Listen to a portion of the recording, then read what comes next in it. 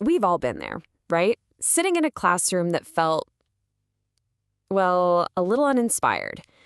Today, we're going to dive into some really powerful ideas that can completely transform that experience.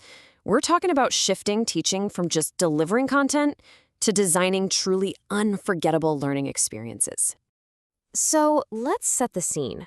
Imagine an online anatomy lecture. You've got 50 students logged in, but yep, all you see are those black squares. Cameras off, a pre-recorded lecture is playing, just chugging along through these perfectly organized but super dry PowerPoint slides. Now, the information is all correct, the slides are clear, but here's the real question. Is anyone actually learning anything? And this is where you see this huge disconnect between intention and reality. The professor thinks, hey, I'm delivering crucial content, but what's really happening on the other side of the screen? Most students are multitasking, zoned out, you name it. And this creates what we could call a double failure. The online stuff doesn't stick, and then you waste precious in-person lab time just repeating it all over again. Okay, so how do we fix this? Look, the problem usually isn't a lack of effort. Teachers are working incredibly hard. It's often a flaw in the design process itself. To build something better, we've got to make a fundamental shift in how we think. We have to start with the end in mind. This quote from the legendary educator Grant Wiggins just hits it perfectly. He argued that we, way too often, plan our teaching around activities or what chapter we're on in the textbook, but we should be focused on the destination.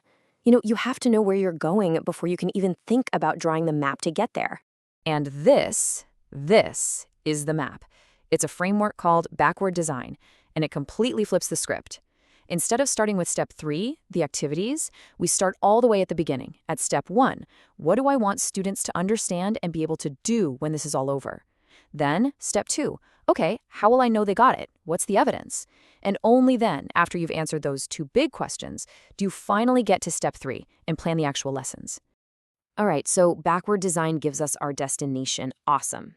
Now we need the vehicle to get us there, right? Well, that vehicle is active learning. It is the engine that's going to power this whole journey from just passively listening to achieving real, durable understanding.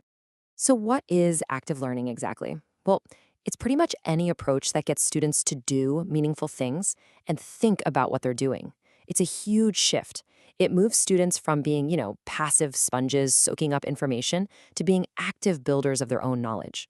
The classroom stops being a broadcast and becomes a workshop. Let's see how this works in the real world. Check this out. At Harvard, an instructor totally reinvented her anatomy lab using something called the jigsaw method. First, she splits the class. Half become experts on the bones of the arm, the other half on the bones of the leg. Then she totally reshuffles them into new groups, where the arm experts now have to teach the leg experts, and vice versa. And boom, instantly, every single student isn't just a learner anymore, they're a teacher. The whole energy of the room just changes. Now, this isn't just some nice idea that feels good. This stuff has a staggering impact. Just look at this number for a second. 55%. What in the world could that represent? It represents a 55% reduction in failure rates in STEM courses that used active learning compared to old school lectures. And that's not from one study. That's from a massive meta-analysis of 225 different studies. This isn't a small tweak. It's a total game changer. But wait, active learning isn't just about adding more activities for the sake of it. If we really want to transform learning, we got to go deeper. We need to look under the hood and rethink the fundamental architecture of the interaction itself, how information actually flows. So at the most basic level, you have unidirectional flow. This is the classic lecture. Information moves one way, from the instructor to the learner. And look, it can be efficient for laying down a foundation of knowledge, building a basic mental framework. But if learning stops here, it stays shallow. It's just information that's been received, not knowledge that's been built. Now things get interesting. The next level up is bidirectional. The information flow becomes a two-way street. The instructor asks a really good question, the student responds, showing their thinking, then the instructor gives targeted feedback. The key here is that the cognitive work is now being shared. It's not a monologue anymore, it's a dialogue. Feedback isn't just a grade at the end, it's the start of a whole new loop of understanding. And that leads us to the most dynamic level, multi-directional flow. Think about a team of doctors diagnosing a complex case study or a pilot in a flight simulator. Information is flying everywhere, between students, from the instructor, who's now more of a guide, and from the environment or the problem itself. This is where knowledge gets co-constructed in real time. It's messy, it's complex, and it's exactly how deep professional skills are actually built. But even inside that two-way, bidirectional flow, there are different flavors of conversation. You've got cognitive dialogue, which is all about the work itself. It's focused, it's structured, and it asks, how can we make this analysis better? But then there's also coaching dialogue, which is about the learner. It's more exploratory, it builds motivation, and it asks, what matters to you about this? And you absolutely need both. Okay, so we have our destination from backward design, we've got our engine with active learning, and we have the architecture for how it all connects. But how do we make it memorable? How do we make it all stick? Well, we use the oldest, most powerful teaching tool ever invented, story. This quote really says it all. As humans, we are just wired for narrative. Lists of facts and figures are abstract, but stories create experiences right inside our minds. They light up our emotions and our visual cortex, and they create these memories that are so much stronger than any list of bullet points ever could be. And here's an amazing framework for this, the Pixar Story Spine. It looks simple, but the secret sauce is right there in steps 4 and 5. Because of that. This little phrase forces you to create causation, not just a sequence of events.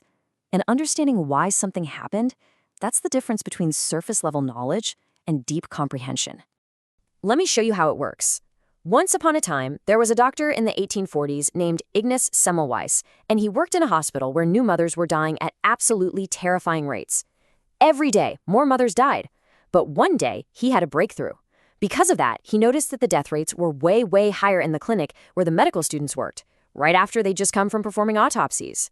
And because of that, he came up with a hypothesis that some kind of cadaverous particles were being transmitted from the autopsies to the mothers.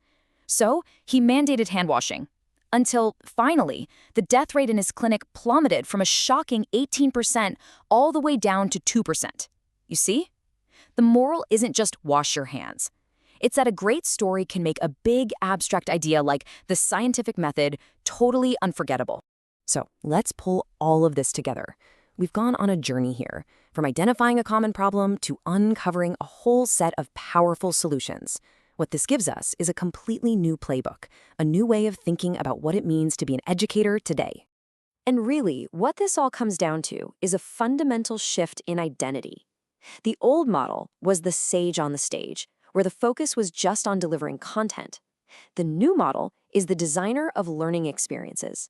The focus is no longer on the information itself, but on creating the conditions, the architecture, and the story that allows learners to actively build their own deep, lasting understanding. So the final question here isn't just for teachers. It's for all of us, because we're all lifelong learners. This whole approach shifts the focus from passively getting information to actively creating our own path to understanding. So the only question left is, what learning experience will you design next?